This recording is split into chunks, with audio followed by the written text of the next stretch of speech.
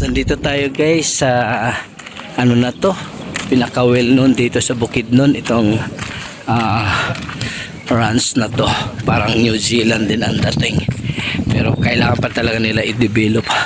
So ito yung ano, medyo marami pa rin ano pumupunta dito at 120 nga yung entrance.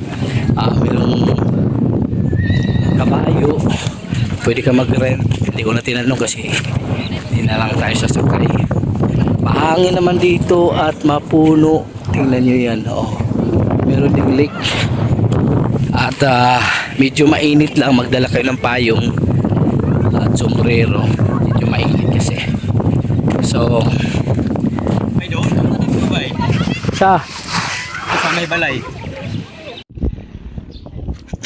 mas nindot diri naon mo picture.